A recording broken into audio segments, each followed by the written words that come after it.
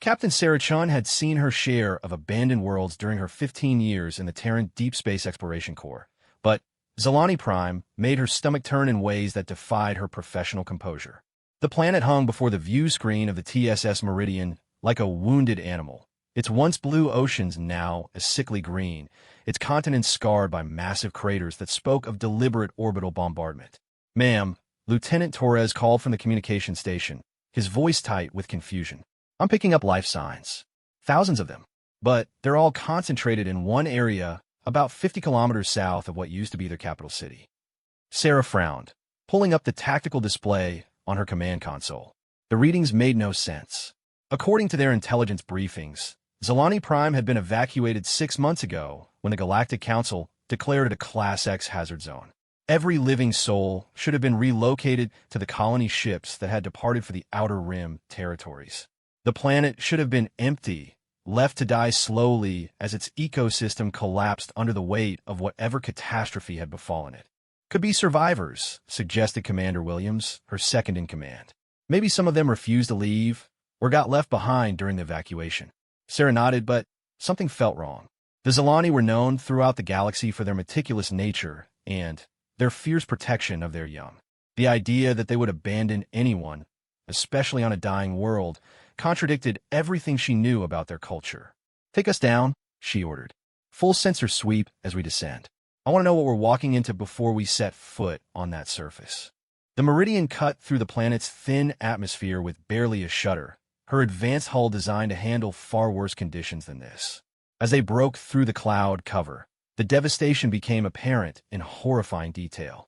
What had once been vast cities of crystal spires and floating gardens were now nothing but rubble and ash. The famous Zalani agricultural terraces that had fed half the sector were cracked and barren, the soil poisoned by something that made their scanners scream warnings about radiation and chemical contamination. But it was the silence that truly unsettled Sarah. Zalani Prime had been home to over 2 billion souls just 7 months ago. Now, the only sounds are the wind howling through empty ruins and the distant rumble of unstable geological activity from the bombardment sites. "Life signs are definitely concentrated in a valley system about 12 kilometers ahead," Torres reported. "I'm reading human standard temperatures and what looks like artificial structures. Simple ones, like temporary shelters."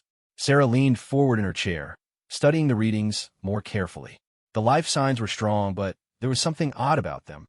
The energy patterns were unlike anything she'd seen before, almost as if each individual was generating some kind of low-level field around themselves. "Commander Williams, prep an away team," she ordered. "Full environmental suits, and make sure everyone's armed.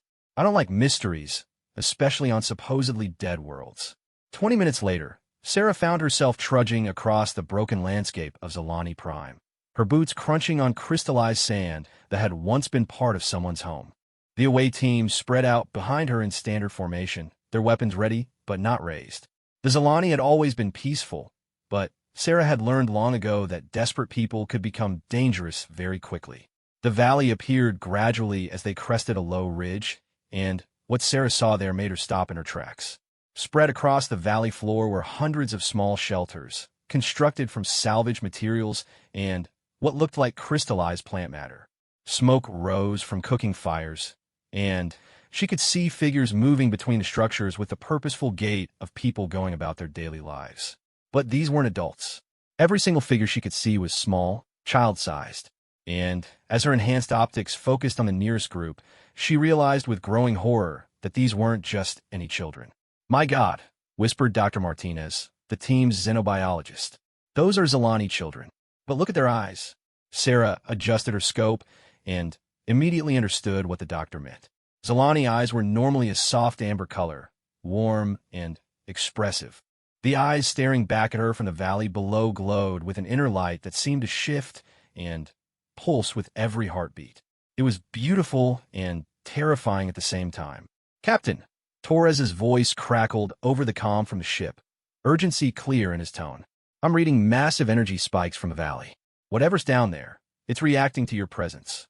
Sarah looked down at her scanner and watched as the energy readings from the children spiked dramatically. They had noticed the humans and their apparent abilities were responding to the perceived threat. She could see small groups of children gathering, pointing up at the ridge where her team was positioned. "Hold position," she ordered her team. "Nobody makes any sudden movements." "Martinez, what are we looking at here?" The xenobiologist was frantically consulting his portable database, cross-referencing genetic markers and energy patterns.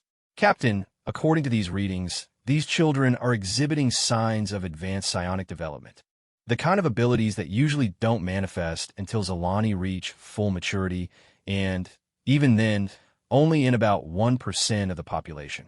Sarah felt a chill run down her spine that had nothing to do with the planet's thin atmosphere. Psionic abilities were rare throughout the galaxy, and when they did appear, they were heavily regulated by the Galactic Council. Children with strong psionic potential were usually identified early and given specialized training to help them control their abilities. "How strong are we talking?" she asked. Martinez looked up from his scanner, his face pale behind his helmet's visor. "Captain, the energy readings I'm getting suggest these children could be capable of telekinesis strong enough to move vehicles, telepathy across interplanetary distances, and energy manipulation that could power small cities. And there are thousands of them down there." The implications hit Sarah like a physical blow. She thought about the orbital bombardment craters, the systematic evacuation, and the way this planet had been declared off-limits to all Galactic Council vessels. This hadn't been a natural disaster or an accident. This had been deliberate. "Torres," she said in her calm, her voice carefully controlled. "Give me a priority channel to Earth Command. I need to speak to Admiral Richardson immediately." "Aye, Captain." "Channel open." "Admiral, this is Captain Chun reporting from Zalani Prime. We have a situation here that requires immediate attention." Admiral Richardson's voice came through clearly despite the distance. "Go ahead, Captain. Your report." Sarah took a deep breath, watching as more children gathered in the valley below, their glowing eyes fixed on her team with a mixture of curiosity and wariness. "Sir, we've discovered approximately 50,000 Zalani children on the planet's surface. They appear to have been abandoned here when the evacuation took place 6 months ago. All of them are showing signs of advanced psionic development." The silence on the channel stretched for nearly 30 seconds before Richardson spoke again. "Captain, are you certain of those numbers?" "Confirmed, Admiral. 50,000 children, all between the apparent ages of 5 and 15 standard years. They've built some kind of refugee settlement in a valley system, and they appear to be surviving on their own." Another pause. "Captain, I'm uploading classified intelligence reports to your personal console. Read them immediately, then report back." Sarah felt her stomach sink as she accessed the files. What she found there made everything horribly clear. The Galactic Council had identified a genetic anomaly in the Zalani population 18 months ago. A mutation that caused unprecedented psionic development in children, but also made them potentially unstable and dangerous as they matured. The Council solution had been typically efficient: mandatory sterilization for any child showing signs of the mutation, followed by placement in specialized containment facilities. The Zalani government had refused to comply. They had argued that their children could be trained, that the abilities could be controlled and channeled for peaceful purposes. The Council's response had been swift and brutal. Economic sanctions, followed by a military blockade, followed by the ultimatum: surrender the children for sterilization and containment, or face the consequences. The Zalani had chosen to evacuate their people to colony ships rather than surrender their young. But, apparently, they had made a choice that Sarah couldn't comprehend. They had left the children behind. "Captain," Admiral Richardson's voice broke through her horrified reading. "What's your assessment of the situation down there?" Sarah looked down at the valley again, watching as a small group of children had begun climbing the ridge toward her position.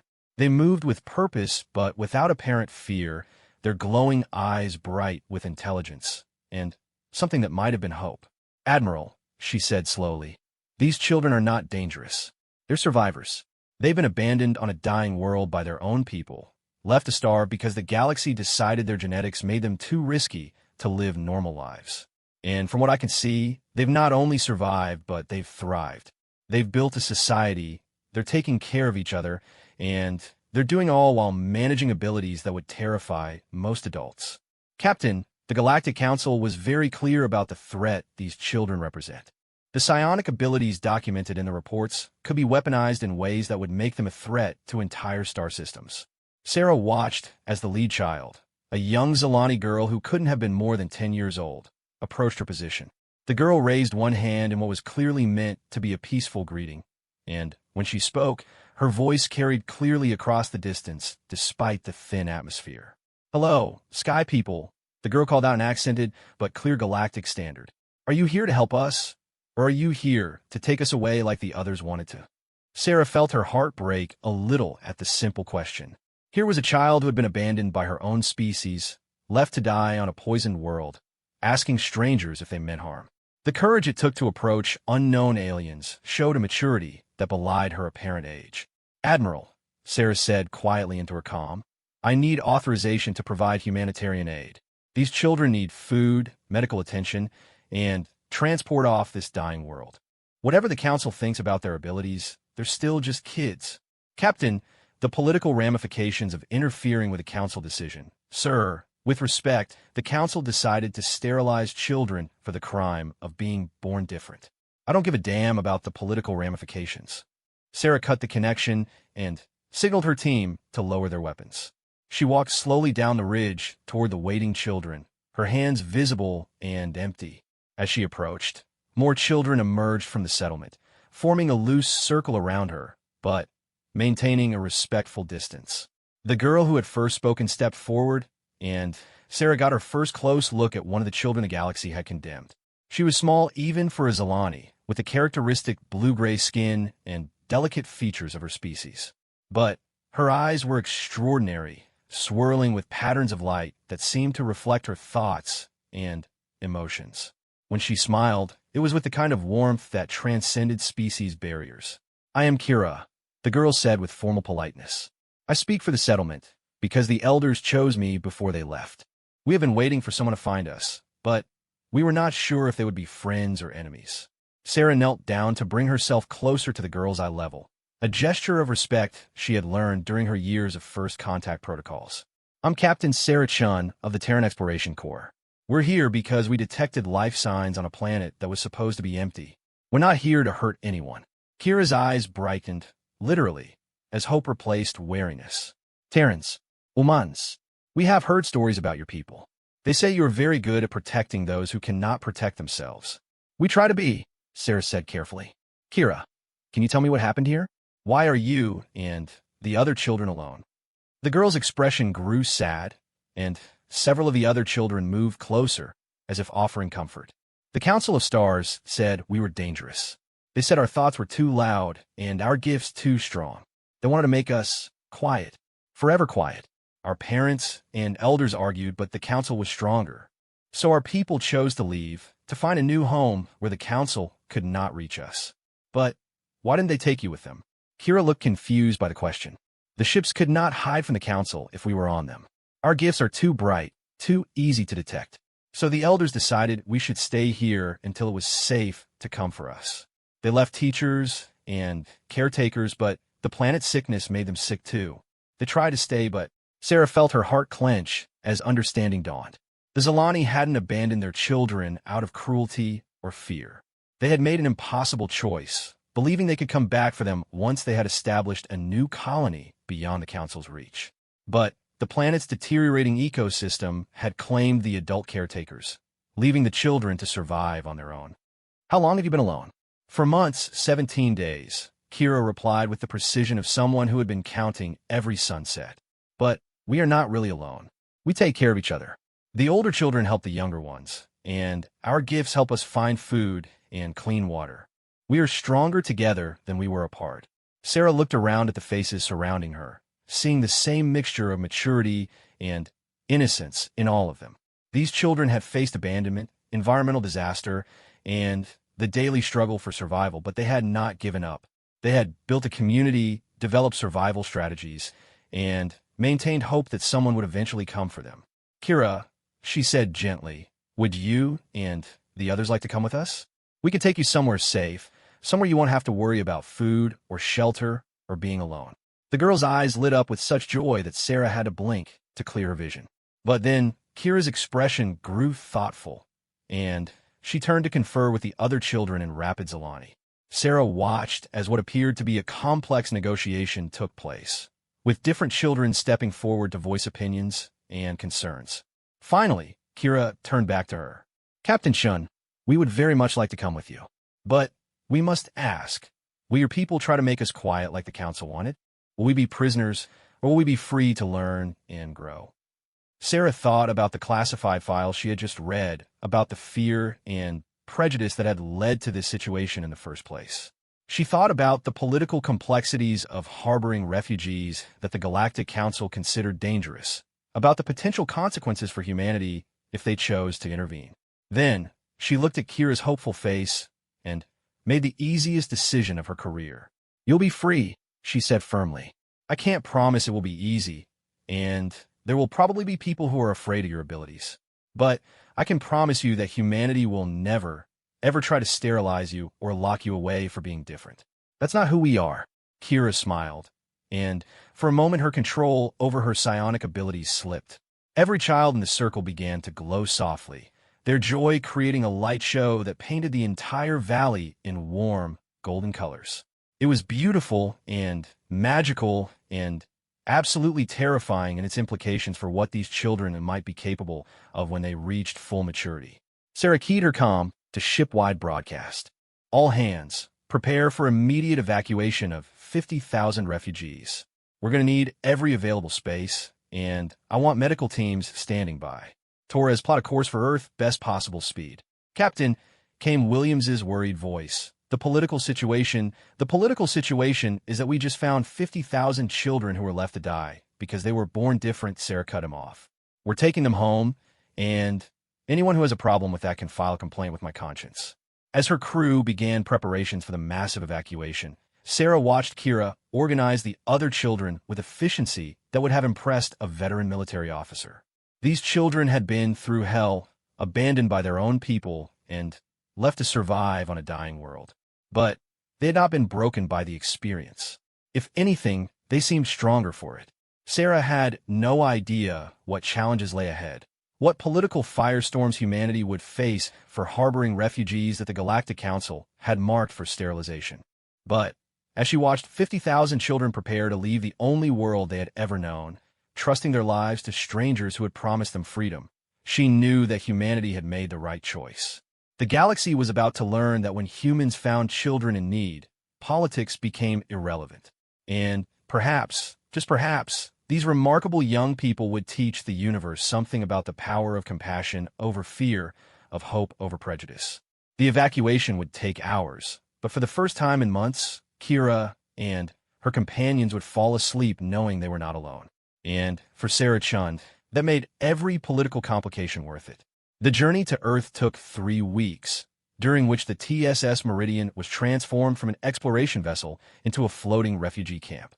Captain Chun had never imagined her ship could house 50,000 souls, but the Zalani children had proven remarkably adaptable. They organized themselves into family groups, with the older children taking responsibility for the younger ones, and their psionic abilities proved surprisingly useful for life aboard a spaceship. Dr. Martinez had been particularly fascinated by watching 12-year-old Jorik use telekinesis to help distribute meals in zero-gravity sections of the ship, while 9-year-old Lyria could telepathically coordinate with children in different sections to manage everything from wake-up schedules to conflict resolution. It was like watching a perfectly synchronized organism, each child playing their part to make the whole function smoothly. But it was the conversations with Kira that kept Sarah awake at night, poring over the implications of what humanity was about to face. Your people don't understand, Kira had explained during one of their daily meetings in Sarah's ready room. The Council fears us because they think our abilities make us weapons. But weapons are made for destruction. We're not weapons. We are gardeners. Gardeners? Kira had smiled that radiant smile of hers, and for a moment the lights in the room had dimmed as her psionic energy fluctuated with her emotions. When we touch minds together, we don't take or break things. We help them grow. We can feel the connections between all living things, and we can make those connections stronger. The Council sees this as dangerous because they prefer control to connection. Sarah had filed that conversation along with hundreds of others in her daily reports to Earth Command, watching as the political situation grew more complex with each passing day. The Galactic Council had not taken kindly to humanity's interference in what they considered an internal matter. Trade sanctions had been threatened, diplomatic relations strained, and there were rumors of Council fleets moving toward the outer rim where Earth's colonies were most vulnerable. But Earth's response had surprised everyone, including Sarah herself. Instead of backing down or attempting diplomatic compromise, the Terran government had issued a simple statement. The children are under our protection. Any attempt to forcibly remove them will be considered an act of war. It was a bold stance for humanity to take, considering that Earth was still a relatively new member of the galactic community with limited military resources compared to the older civilizations. But something about the situation had struck a chord with human sensibilities that transcended political calculation. Sarah discovered just how deep that chord ran when they finally arrived at Earth and found Luna Station completely reconfigured as a reception facility. The orbital platform that usually served as a trade hub and military depot had been converted into what could only be described as the galaxy's largest and most sophisticated orphanage. Captain Chun, Admiral Richardson, greeted her as she disembarked for the command briefing that would determine the fate of her refugees. I have to admit, when you first reported your discovery, I thought we were looking at a minor diplomatic incident. I never imagined it would become this. Sarah looked out the observation deck windows at the fleet of ships surrounding Luna Station. Human vessels of every class and configuration, from massive colony ships to small personal craft, all volunteering to help with the resettlement effort. Sir, how many applications have we received? Last count was over 2 million, Richardson replied with a mixture of pride and bewilderment. Families wanting to adopt, communities offering to host groups of children, universities proposing research partnerships, corporations offering job training programs. It seems like half the human population wants to help these kids. And the other half. Richardson's expression darkened slightly. Well, that's what we need to discuss. The Council isn't backing down, and they're putting pressure on our allies to support them. The Alterans have already recalled their ambassador, and the Centauri Federation is threatening to cut off trade relations if we don't return the children for proper processing. Sarah felt her jaw tighten. Brupe brushasing. You mean sterilization and imprisonment. That's their euphemism, yes. But, Sarah, there's something else you need to know. We've been running our own assessments of the children's abilities, and the Council's fears may not be entirely unfounded.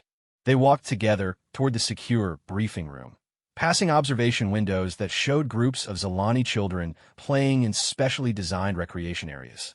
Sarah paused to watch a group of youngsters engaged in what appeared to be a three-dimensional chess game played entirely with telepathy and telekinesis, their pieces floating in complex patterns while they laughed and argued over moves.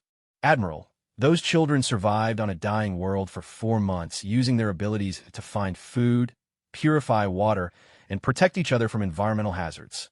Their powers aren't uncontrolled. If anything, they're more disciplined than most human adults. I know, Richardson said quietly, but our xenopsychologists have identified some concerning patterns.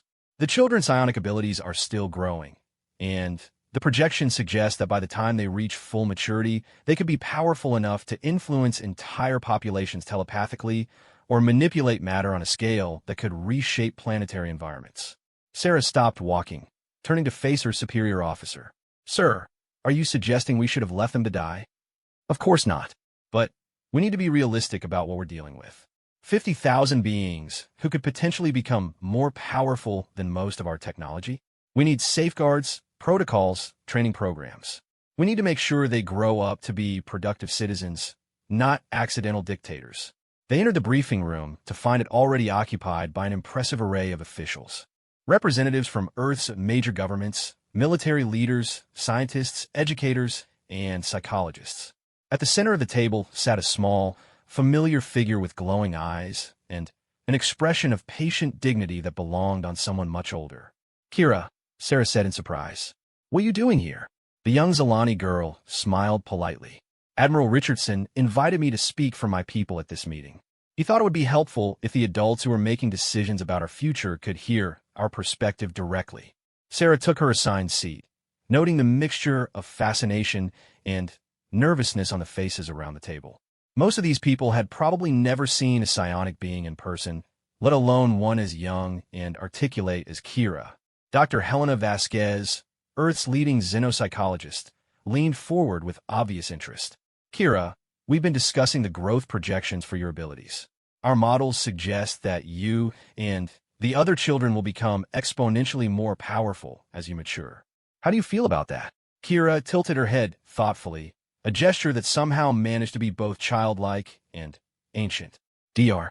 Vasquez, may I ask you a question first? Of course. Do you fear your own children when they grow taller and stronger than you? Vasquez blinked in surprise. Well, no, but that's different. Physical strength and psionic abilities are both powers that can be used to hurt or help, Kira interrupted gently. The difference is not in the power itself, but in the person who wields it. You do not fear your children becoming strong because you teach them to use their strength wisely. Why should psionic abilities be different? General Morrison, Earth's chief of staff, cleared his throat. With respect, young lady, the scale of potential destruction is vastly different. A strong adult can hurt a few people. A fully mature psionic could potentially harm millions. Kira's eyes brightened slightly. A sign Sarah had learned indicated the girl was accessing her abilities to some degree. General Morrison, you carry a device that could destroy this entire station with a single command. Should I fear you because you have such power? Morrison instinctively touched the authorization device at his belt, looking startled. How did you? I can sense the quantum patterns in electronic devices, Kira explained simply. It is a small thing for me, requiring almost no effort. But I do not fear you, because I understand that having power and choosing to use it for harm are not the same thing. You have been trusted with great power, because people believe you will use it responsibly. We ask for the same trust. Dr. Sarah Kim, a child development specialist, spoke up next. Kira, we're concerned about the psychological effects of such advanced abilities developing in young minds. How do you and the other children cope with having powers that most adults could never comprehend? For the first time, Kira's composed demeanor cracked slightly, and Sarah saw a flash of the frightened child beneath the diplomatic facade. Dr. Kim, we cope because we must. When your parents leave you on a dying world and tell you to survive until they can return, you learn to cope with many things. Our abilities are not a burden to us. They are tools that help us take care of each other. Admiral Richardson leaned back in his chair, studying the young girl with new respect. Kira, what do you and the other children want? What would an ideal future look like for your people? Kira's answer came without hesitation, as if she had been preparing for this question her entire life. We want to learn. We want to grow. We want to become the people we are meant to be, not the people others fear we might become. We want to use our abilities to help, to heal, to build. And we want to do all of this as part of your human community, not separate from it. And if some humans are afraid of you, asked Dr. Vasquez. If there are those who see your abilities as a threat, Kira's smile was sad but understanding. Then, we will prove them wrong through our actions, not our words. Fear is often born from ignorance. As people get to know us, as they see what we do rather than what we might do, the fear will fade. General Morrison frowned. That's very optimistic, but what about the Galactic Council? They're not going to simply accept humanity's decision to protect you. This could escalate into a serious conflict. For the first time since Sarah had met her, Kira's expression turned cold and determined. General, the Council believes we are dangerous because our minds work differently from theirs. But they have misunderstood what makes us dangerous. We are dangerous to those who would harm the innocent. We are dangerous to those who would choose cruelty over compassion. We are dangerous to those who believe that being different is a crime worthy of sterilization. The room fell silent as the implications of her words sank in. Sarah realized that the Council's worst fears might be coming true, but not in the way they had expected. These children weren't going to become weapons of mass destruction. They were going to become something far more threatening to an unjust status quo. Agents of change who couldn't be intimidated, bought, or corrupted. Admiral Richardson broke the silence. Kira, are you saying that you and the other children would be willing to fight to protect your new home? Admiral Richardson, we are saying that we will protect any home that protects us. Your people chose to save us when our own parents could not. Your people offered us freedom when the galaxy offered us only chains. We will remember this. Dr. Kim leaned forward urgently. Kira, you're still children. We don't want you to feel obligated to fight our battles for us." Kira's laugh was surprisingly genuine and childlike. "Dr. Kim, we are children who survived alone on a poisoned world for 4 months. We are children who built a working society from scratch while managing abilities that could accidentally level buildings. We are children, yes, but we are not helpless. And we are very, very grateful." Sarah found herself smiling despite the serious nature of the conversation. "Admiral, I think what Kira is trying to tell us is that we're not just gaining refugees. We're gaining allies. The strongest kind of allies," Kira agreed. "Those who choose their loyalty freely, rather than having it demanded or purchased." The meeting continued for several more hours, covering everything from educational programs to housing arrangements to the delicate matter of teaching 50,000 psionic children how to live in a society that had never dealt with their kind of abilities. But Sarah found herself thinking about something Kira had said earlier. When the formal session ended and most of the officials had departed, Sarah approached the young girl. "Kira, when you said you could sense quantum patterns in electronic devices, what exactly did you mean?" Kira's eyes sparkled with mischief. "Captain Shun, your people build very interesting technology. But you build it like people who cannot see the underlying patterns of how energy and matter interact. We can see those patterns. We can understand them. And, if necessary, we can change them." Sarah felt a chill of realization. "You're saying you can control our technology?" "We are saying we can understand it in ways its creators never imagined," Kira corrected. "But understanding and controlling are different things. We would never harm those who have helped us. But you could, if you wanted to." Kira's expression grew serious again. "Captain Shun, could you kill everyone on this station if you wanted to? You have access to weapons, codes, systems that could cause massive destruction. But I do not fear you, because I trust your character. We ask for the same trust." Sarah nodded slowly, beginning to understand why the Galactic Council was so terrified of these children. It wasn't just their raw power that made them dangerous. It was their intelligence, their unity, and their complete lack of fear when it came to standing up for what they believed was right. "Kira," she said quietly, "what happens when the council comes for you? Because they will come." The girl's smile was bright and fearless. "Then they will learn that humanity chose well when they chose to arm us with their friendship instead of their fear. And we will show the galaxy what 50,000 grateful children can accomplish when they're given the chance to grow strong together." As Sarah watched Kira rejoin a group of other children who had been waiting patiently in the corridor, she realized that humanity had indeed made a choice that would change everything. They hadn't just saved 50,000 refugees. They had adopted 50,000 of the most powerful beings in the galaxy, children who would grow up thinking of Earth as their home and humans as their family. The Galactic Council wanted to create weapons through fear and control. Humanity had chosen to create something far more powerful through love and acceptance, a generation of allies who would never forget who had stood with them when the rest of the galaxy had turned away. The political ramifications were staggering. The potential for conflict was enormous. But as Sarah watched Kira and her companions explore their new home with joy and wonder, she couldn't bring herself to regret the choice humanity had made. The galaxy was about to learn a lesson that humans had known for centuries. There was no force in the universe more dangerous than someone fighting to protect their family. And 50,000 psionic children now considered humanity their family. The Council's worst nightmare wasn't that these children would become weapons. It was that they would become heroes.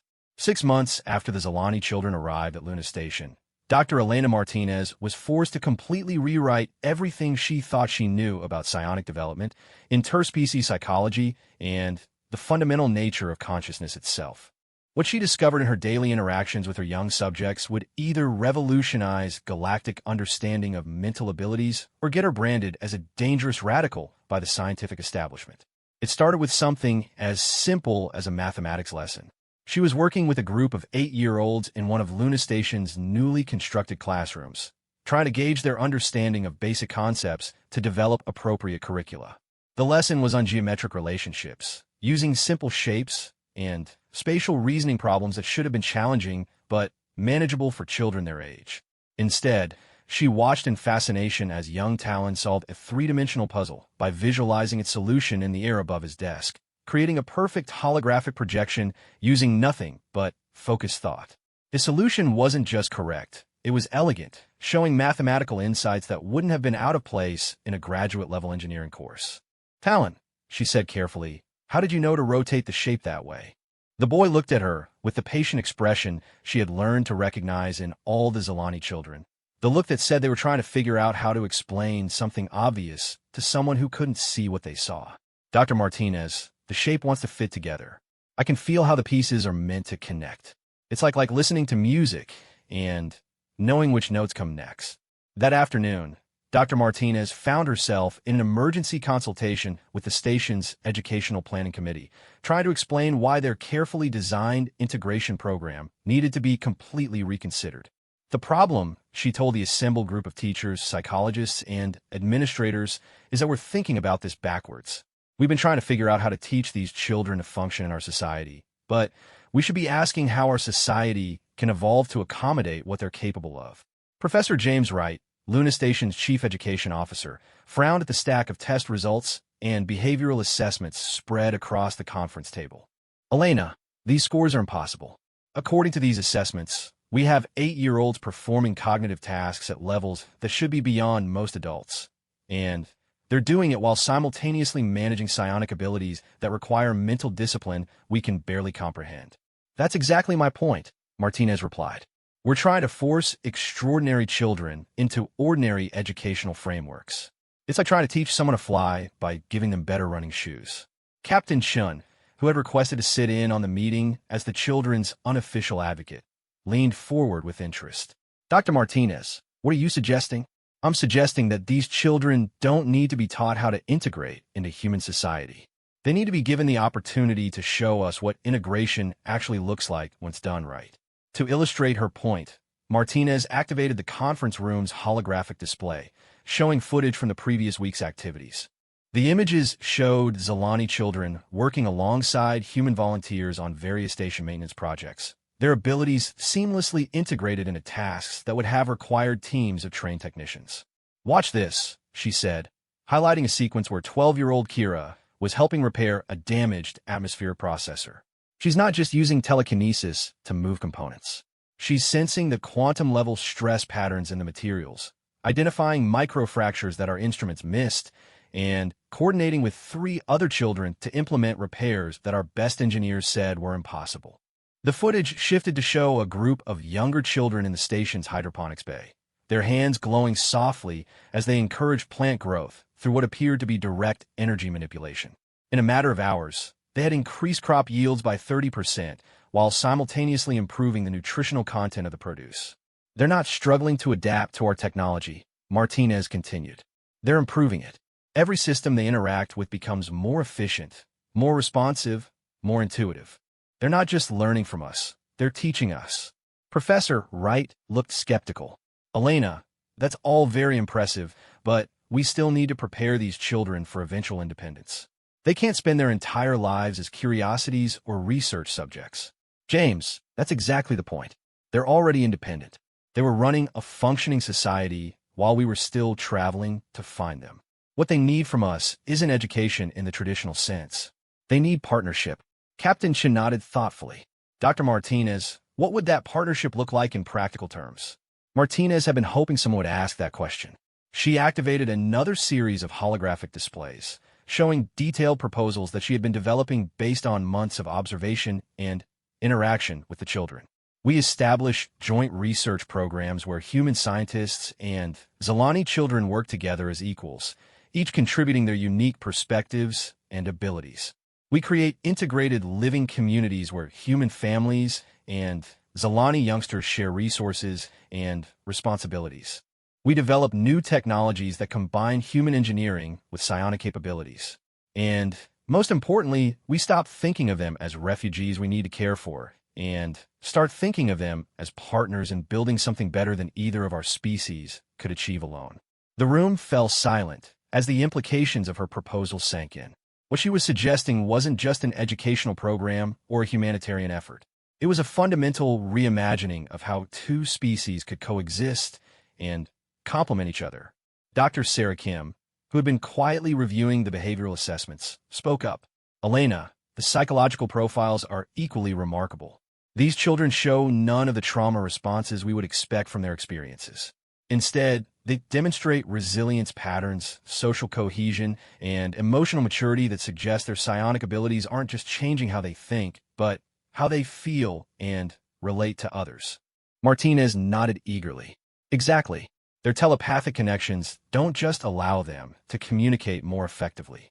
They create genuine empathy, shared emotional experiences that make things like bullying, prejudice, or deliberate cruelty almost impossible within their groups. They're not just psychically linked. They're emotionally integrated in ways that create natural safeguards against the abuse of power. But what about humans who interact with them? Asked Professor Wright. Are we talking about some kind of forced mental connection? Not forced, but available, Martinez explained. Several of our research volunteers have reported enhanced intuitive abilities after extended contact with the children. Nothing dramatic or invasive, but increased emotional sensitivity, better pattern recognition, improved collaborative instincts. The children seem to naturally share their abilities with those they trust, creating temporary low-level psionic enhancement in humans. Captain Chen leaned back in her chair, processing the information. Dr. Martinez, are you saying that prolonged interaction with the Zalani children could actually evolve human capabilities? I'm saying that these children represent an opportunity for our species that we may never see again. The chance to develop beyond our current limitations not through technology or genetic manipulation, but through genuine partnership with beings who see the universe in ways we're only beginning to understand. The meeting was interrupted by a soft chime indicating an urgent message. Captain Chun activated her personal communicator, and Admiral Richardson's voice filled the room. Captain, we have a situation developing. Long-range sensors have detected a Galactic Council fleet approaching the Sol system. 12 heavy cruisers and a dreadnought, ETA 72 hours. They're demanding the immediate transfer of all Zalani refugees for proper containment and processing. Martinez felt her stomach clench with dread. For months, they had known this confrontation was inevitable, but the reality of it was still shocking. Admiral, what's our response? The Terran government has authorized me to inform the Council fleet that their demands are rejected. We will not surrender the children under any circumstances. But, Elena, we need to know if the children are prepared for what might be coming. This could turn into a shooting war. Martinez thought about the conversation she had been having with Kira and the other elder children about their growing understanding of the political situation and their surprisingly mature grasp of the choices that lay ahead. Admiral, the children are aware of the situation. They've been preparing. Preparing how? Martinez exchanged glances with Captain Chun before answering. Sir, they've been organizing, creating what they call mind-link networks that allow them to coordinate their abilities across vast distances. They've been practicing defensive techniques, learning to shield their thoughts, and project protective barriers. And they've been teaching some of our personnel how to interface with their abilities for mutual enhancement. Elena, Admiral Richardson's voice was carefully controlled. Are you telling me that these children are preparing to fight the Galactic Council? Admiral, I'm telling you that these children are preparing to defend their new home and their new family, which, from their perspective, includes all of humanity. A new voice came over the communicator, young and clear and absolutely unafraid. Admiral Richardson, this is Kira. May I speak? Kira, how are you accessing this communication? The quantum patterns in your communication systems are very easy for us to understand and interact with, the girl explained matter-of-factly. Admiral, we know that the Council fleet is coming. We have been sensing their approach for several days. We also know that you are worried about what this might mean for your people. Martinez could hear the tension in Richardson's voice when he responded. Kira, this is a military matter. You children shouldn't have to. Admiral, Kira interrupted gently. We are not children in the way you understand the word. We are young, yes, but we are also beings who survived impossible circumstances and built a new society from nothing. We are beings with abilities that the galaxy fears because they have never seen them used with wisdom and compassion. We are your allies, not your dependents. Kira, what are you proposing? We are proposing to show the Galactic Council what they threw away when they chose fear over understanding. We are proposing to demonstrate that their greatest fear was not that we would become weapons, but that we would become something they could never control or intimidate. We are proposing to protect the people who protected us. Martinez watched as the adults in the room exchanged worried glances. What Kira was describing wasn't a battle plan. It was a revolution. 50,000 beings with unprecedented abilities, united by shared purpose and unshakable loyalty, preparing to challenge the established order of galactic civilization. Kira, Captain Shin said carefully, what exactly are you and the others capable of? If this does turn into a conflict, what should we expect? The girl's voice carried a hint of sadness when she answered. Captain Shun, we are capable of things that would frighten you if you did not trust us completely. We can reach across interstellar distances with our minds. We can manipulate matter and energy on scales that dwarf your most powerful weapons. We can coordinate our actions with precision that makes your best military units seem clumsy. But most importantly, we could do all of this while never losing sight of what we are fighting for. And what are you fighting for? The right to exist without fear. The right to grow and learn and become who we are meant to be. The right to stand beside those who stood with us when no one else would. And the right to show the galaxy that there is another way to deal with those who are different than the way the Council has chosen. Admiral Richardson's voice came through with new resolve. Kira, what do you need from us? Trust, Admiral. Trust us to handle the Council fleet without becoming the monsters they claim we are. Trust us to find a solution that protects both humanity and ourselves. And trust us to remember that our greatest strength is not our abilities, but our commitment to those who have shown us kindness. Martinez realized that she was witnessing a turning point in galactic history. The Zilani children weren't just preparing to defend themselves. They were preparing to demonstrate a new model for how advanced beings could use their powers. Not for conquest or domination, but for protection and growth. Admiral, she said into the communicator, I recommend we give them that trust. These children have been nothing but honorable in all their dealings with us. If they say they can handle the Council fleet without compromising our values, or theirs, I believe them. Captain Shun, I agree, Admiral. These children saved themselves on a dying world. They've integrated seamlessly into our society. They've shown nothing but gratitude and wisdom. If anyone can find a way through this crisis, it's them. The silence stretched for several moments before Admiral Richardson responded. Kira, you have our trust. But please understand, we're not just trusting you with your own lives. We're trusting you with the future of human-galactic relations. Admiral Richardson, we understand. And we will not fail the people who gave us a chance when the rest of the galaxy gave up on us. As the communication ended, Martinez looked around the room at her colleagues, seeing the same mixture of hope and terror she felt herself. In 72 hours, they would discover whether humanity's choice to protect these children would lead to a new era of cooperation and understanding, or to a war that could devastate both species. But as she thought about the remarkable young beings she had been studying for the past 6 months, about their intelligence and compassion and unshakable determination to protect those they loved, Martinez found herself surprisingly optimistic. The Galactic Council was about to learn what 50,000 grateful children could accomplish when they decided to defend their new home. And Martinez suspected that the lesson would be unlike anything the galaxy had ever seen before. The bridge of the Galactic Council dreadnought Inevitable Justice was a monument to the cold efficiency that had maintained order across the galaxy for over 1,000 years. Admiral Vextera of the Consortium sat in the command chair, her scaled hands drumming against the armrests as she reviewed the tactical display showing the primitive human solar system spread before her fleet. 12 heavy cruisers flanked her dreadnought, enough firepower to reduce Earth's orbital defenses to scrap metal and send a clear message to any other species that might consider defying Council authority.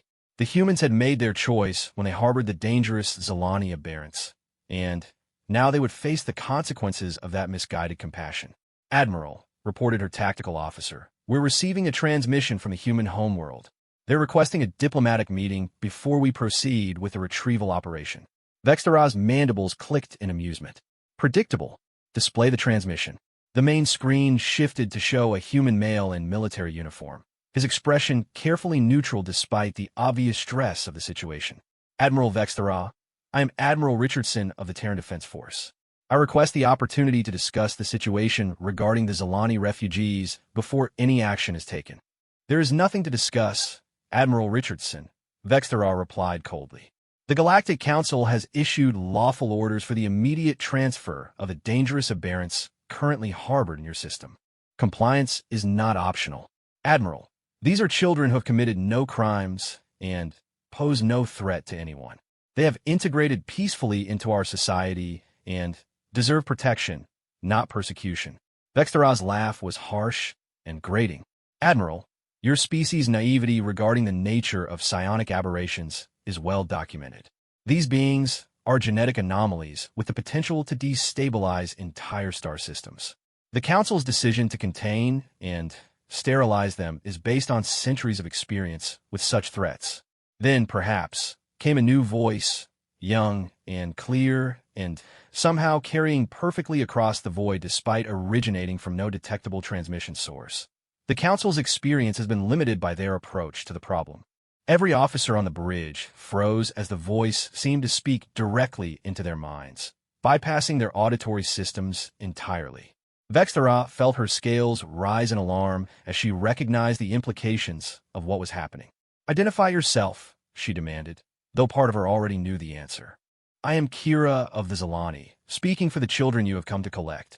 The voice responded, carrying with it an undertone of sadness that seemed to permeate the entire bridge. "We wish to address you directly before you make what we believe would be a grave error." "Impossible," whispered the communications officer. "Admiral, they're speaking directly across 12 light minutes of space with no transmission delay. The power requirements for telepathy at this range should be beyond any known biological system." Vextara stood from her command chair, her training warring with a growing sense of unease. "Aberrant, your illegal communication methods only confirm the necessity of our mission. Surrender immediately, and no harm will come to the humans who harbored you." "Admiral Vextara," Kira's voice continued, now joined by other young voices creating a harmony that resonated through the minds of every being on the Council fleet, "we cannot surrender because we have committed no crime. We cannot submit to sterilization because we have the right to exist. And we cannot allow harm to come to the people who offered us sanctuary when our own parents could not." The tactical display suddenly flickered, and Vextara watched in growing alarm as her sensor readings began showing impossible data. The human system, which had shown modest defensive capabilities just moments before, now displayed energy signatures that defied understanding. "Admiral," her science officer called out, his voice tight with confusion, "I'm reading massive gravitational anomalies throughout the system. It's as if something is manipulating local space-time on a scale that should require planet-sized mass generators." "Show me," Vextara demanded. The main display shifted to show a tactical overview of the Sol system, with energy readings overlaid in real time. What she saw there made her question either her instruments or her sanity. Streams of coherent energy were flowing between the planets, connecting every human installation with geometric precision that spoke of intelligence and purpose. Luna Station had become the hub of a web that encompassed the entire system, pulsing with power that registered beyond the limits of her sensors. "The children," she whispered, finally understanding. "They're networked across the entire system." "Yes," Kira's voice confirmed, now speaking with the authority of 50,000 minds linked in perfect harmony. "We are no longer separate individuals struggling alone with abilities we cannot control. We are a community, sharing our gifts to protect those we love." This is what the Council feared, but it is not what they imagined. Vextara turned to her weapons officer. "Target the human orbital installations. Prepare to demonstrate the consequences of harboring enemies of the Council." "Admiral," the weapons officer reported, his hands hesitating over his controls, "the targeting systems are not responding. The computer indicates all weapons are offline for maintenance, but our diagnostic systems show them as fully operational." "That's impossible. Run a complete system check." "Already running, Admiral. According to every diagnostic we have, our weapon systems are functioning perfectly. They simply will not acknowledge targeting commands against human installations." The implication hit Vextara like a physical blow. The aberrants weren't just communicating across interstellar distances. They were manipulating her ship's systems from millions of kilometers away, selectively disabling weapons while leaving all other functions intact. "This is an act of war against the Galactic Council," she announced, though she could hear the uncertainty in her own voice. "No, Admiral," Kira replied, her mental voice now carrying notes of ancient sadness and infinite patience. This is an act of protection. We will not allow you to harm innocent people, but we take no pleasure in stopping you. We would much prefer to find another way. There is no other way. The Council's authority cannot be challenged. Admiral Vexthera, may we show you something? Before the Admiral could respond, her consciousness was suddenly expanded beyond the confines of her own mind. She found herself experiencing the universe through the networked awareness of the Zalani children, feeling their emotions as clearly as her own thoughts. She felt their grief over being abandoned by their own people, their terror during the long months alone on a dying world, their overwhelming gratitude when humanity chose to help them despite the political risks. She felt their joy at finding acceptance and friendship among humans who saw their abilities as gifts rather than curses. And underneath it all, she felt their unshakable determination to protect the people who had become their new family. But most importantly, she felt their hope. Hope that the galaxy could become a place where being different was celebrated rather than feared, where children could grow up without the threat of sterilization hanging over them, where diverse species could work together to build something greater than any of them could achieve alone. The vision lasted only moments, but when her consciousness returned to her own body, Vexthera found herself changed by the experience. For the first time in her long career, she questioned whether the Council's certainty about the threat posed by these children was based on understanding or fear. "Admiral," came the voice of her second-in-command, "we're receiving reports from the rest of the fleet. Every ship is experiencing the same weapons system failures, and several commanders are reporting unusual experiences." Vexthera looked at her crew, seeing the same confusion and uncertainty she felt reflected in their faces. The Zalani children had demonstrated power beyond anything in the Council's databases, but they had used that power with restraint that spoke of wisdom far beyond their apparent years. "Kira," she said aloud, knowing the girl would hear her, "what do you want from us?" "We want you to return to the Council with a message," came the reply. "Tell them that the children they sought to destroy have grown strong not through fear or hatred, but through love and acceptance. Tell them that we pose no threat to any peaceful species, but that we will defend ourselves and our human family against any who would harm us. The Council will not accept such defiance. Then, perhaps it is time for the Council to learn that there are powers in this universe greater than their authority. Admiral, we have disabled your weapons, but we have not harmed your crews. We could have destroyed your entire fleet before you even entered our system, but instead we chose to show you mercy. Is this the behavior of the dangerous monsters you came to contain?" Vexthera looked at her tactical display, seeing her powerful fleet rendered helpless not through destruction, but through selective technological manipulation that required understanding of their systems down to the quantum level. The implications were staggering. "Admiral," her communications officer reported, "I'm receiving a transmission from Earth. Admiral Richardson is requesting permission to send a small diplomatic vessel to discuss terms." "Terms for what?" "Terms for coexistence," Kira answered before the human could respond. "Admiral Vexthera, your people came here expecting to find dangerous aberrants who needed to be contained. Instead, you have found children who have learned to use their gifts responsibly, protected by adults who chose compassion over fear. Perhaps there is wisdom to be found in this difference." A new voice entered the mental conversation, older and more measured than Kira's, but carrying the same underlying strength. "Admiral Vexthera, this is Admiral Richardson. I propose a simple demonstration to resolve this situation peacefully." "What kind of demonstration?" "Allow a small delegation from your fleet to visit Luna Station. Meet the children face to face. See for yourself what they have accomplished since coming under our protection. Judge for yourself whether they represent a threat that justifies the extreme measures the Council has authorized." Vexthera felt the weight of decision pressing down on her. Her orders were clear: retrieve the aberrants for processing, by force if necessary. But her disabled weapons and the unprecedented demonstration of power she had witnessed made the futility of force obvious. More importantly, the brief moment of mental connection with the children had shown her something that challenged everything she believed about the nature of psionic beings. "Admiral Richardson," she said carefully, "if I agree to this meeting, what assurances can you provide for the safety of my delegation?" "None that would satisfy your military protocols," Richardson admitted. "But I can offer you the word of children who have never lied to us never betrayed our trust, and never used their abilities to harm anyone who didn't pose a direct threat to innocent lives. That is hardly a military guarantee. No, Kira's voice added softly, but it is a promise from people who understand that trust must be earned and maintained through actions, not demanded through force. Admiral, we invite you to come see what the Council's greatest fear has actually become.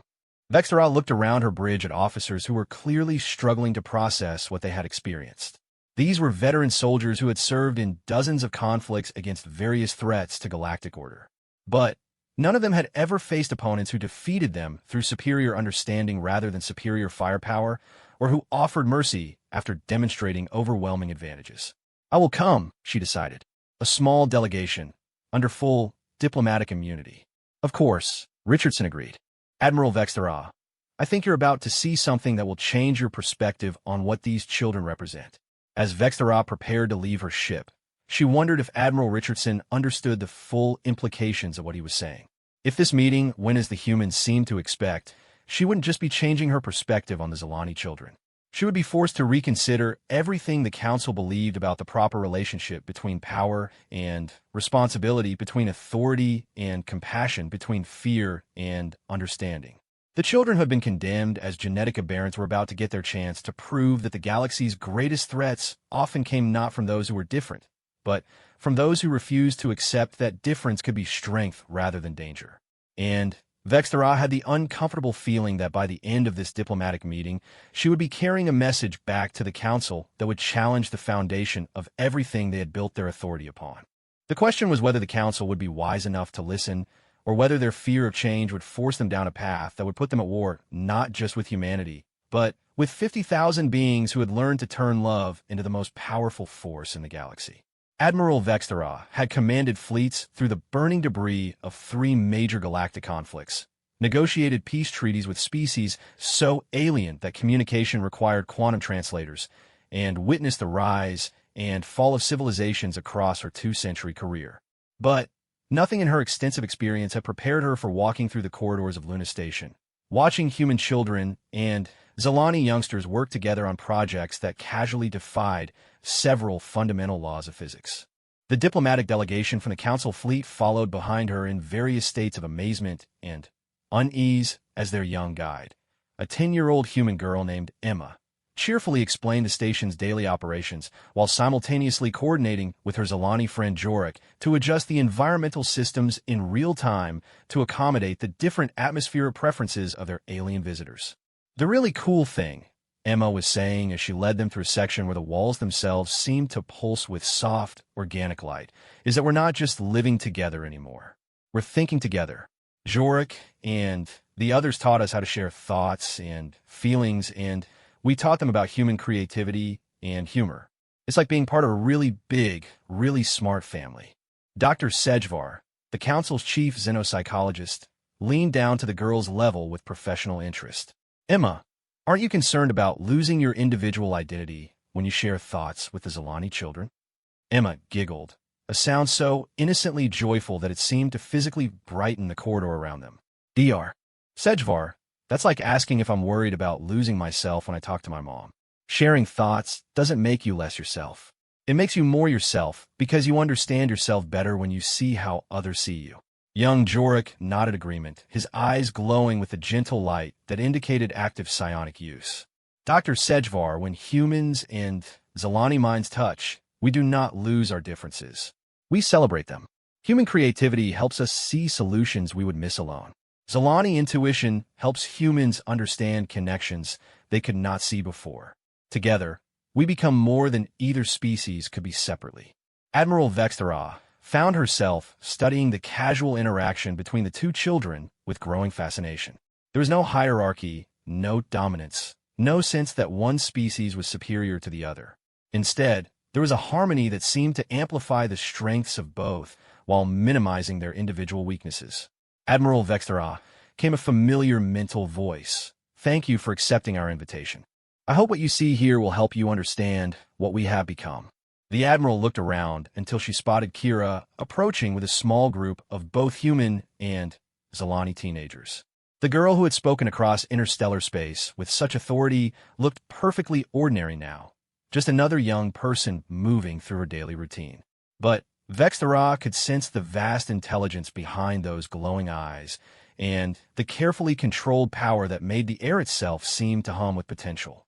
"Kira," she said aloud, "I confess that what I have seen so far differs greatly from what our intelligence reports led me to expect." "What did you expect, Admiral?" Vexthera paused, realizing that her preconceptions had been based on fear rather than observation. "I expected to find dangerous beings using their abilities to dominate and control others. I expected to see humans cowering in submission to superior psionic powers. I expected chaos and instability." Kira's smile was gentle and understanding. "And instead, you found cooperation and growth. Admiral, may we show you something that we think will help explain why the Council's fears were misplaced?" Before Vexthera could respond, she found herself standing in what appeared to be a vast amphitheater, though she knew they were still inside the space station. The illusion was perfect, created entirely through shared psionic projection that somehow made her brain interpret the sterile corridor as an open-air gathering place under an alien sky. Arranged around her in concentric circles were thousands of figures, both human and Zalani, ranging in age from small children to elderly adults. But what struck her most was the sense of unity that emanated from the assembled crowd. These weren't two species trying to coexist. They were a single community that happened to include members of different origins. 6 months ago, Kira's voice explained, now speaking both aloud and directly into the minds of everyone present. 50,000 Zalani children arrive at Luna Station as refugees, fleeing from a galaxy that saw their abilities as a threat to be eliminated. Today, those same children are part of a community that includes over 200,000 humans who have chosen to link their lives with ours. Dr. Sejvar looked around the assembled crowd with obvious confusion. 200,000? That's impossible. The population of Luna Station was only 45,000 before your arrival. A new voice answered, belonging to an elderly human woman who stepped forward with the aid of a walking stick. "Dr. Sejvar, I'm Professor Margaret Shun, Sarah's grandmother, and one of the first humans to volunteer for the integration program. When we learned about the abilities these children possessed, thousands of families applied to host them. But something remarkable happened when the children began living among us." The professor gestured to a young Zalani boy standing beside her, his hand gently resting on her shoulder. "This is Vin, my adopted grandson. When he came to live with my family, we expected to help him adjust to human society. What we didn't expect was that his presence would help us discover capabilities we never knew we possessed." Vexthera watched as the old woman's eyes began to glow with a faint echo of the light that shone from Zalani eyes. "Professor Chun, are you saying that humans are developing psionic abilities through contact with the children?" "Not exactly," Professor Chun replied. "We're discovering that the abilities were always there, dormant in our genetic structure, waiting for the right catalyst to awaken them. The Zalani children didn't give us psionic powers. They helped us remember what we had forgotten we could do." Young Vin nodded enthusiastically. "Grandmother Margaret has always been able to sense the emotions of growing things. Before we met, she thought she was just good at gardening. Now, she can encourage plant growth through direct mental contact and sense the health of entire ecosystems from orbit." Admiral Vexthera felt her understanding of the situation shift once again. "You're telling me that human Zalani contact is creating a new form of hybrid consciousness?" "Not hybrid," Kira corrected gently. "Enhanced. Admiral, every species in the galaxy has some level of psionic potential. The Zalani simply developed it more fully than others because our evolution was guided by necessity. But when we share our understanding with other species, they can learn to access abilities that were always part of their heritage." The implications were staggering. If what these children were claiming was true, then psionic abilities weren't a dangerous aberration limited to a few species. They were a natural part of galactic evolution that most civilizations had simply never learned to develop. "This is why the Council fears us," said another young voice. And Vexthera turned to see a human boy who couldn't have been more than 12 years old. "We represent proof that their model of control through limitation is unnecessary. When species learn to develop their full potential and share it with others, the need for external authority structures begins to disappear." Dr. Sejvar looked alarmed. "Are you advocating the overthrow of galactic civilization?" "Dr. Sejvar," Kira replied with infinite patience. We are advocating the evolution of galactic civilization. The Council maintains order by keeping species separate and limiting their development to prevent conflicts. But what if the real solution to galactic harmony is not separation, but integration? The projected amphitheater shifted, showing holographic displays of data that made Vexthara's breath catch in her throat. Trade efficiency ratings, conflict resolution statistics, resource utilization improvements, technological development acceleration rates. Every metric showed dramatic improvements in sectors where human-Zilani cooperation was being implemented. The colony world of New Geneva, Kira continued, has increased agricultural production by 300% since Zilani families joined their farming communities. The asteroid mining operations in the Centauri system have reduced accident rates to nearly zero since human workers began partnering with Zilani children who can sense structural weaknesses in real time. The research station at Wolf 359 has made breakthrough discoveries in quantum mechanics by combining human experimental techniques with Zilani intuitive understanding of subspace phenomena. Admiral Vexthara studied the data displays, cross-referencing them with her own fleet's intelligence databases. The statistics were verified and corroborated by independent sources. What she was seeing wasn't propaganda or wishful thinking. It was documented proof that human-Zilani cooperation was producing results that neither species could achieve alone. Admiral Richardson's voice called from the entrance to the chamber. Thank you for taking the time to see what we've accomplished here. I hope it helps you understand why we cannot comply with the Council's demands. Vexthara turned to face the human military leader, noting the subtle changes in his bearing and expression that suggested he too had been affected by contact with the Zilani children. Admiral Richardson, what you have shown me is remarkable, but surely you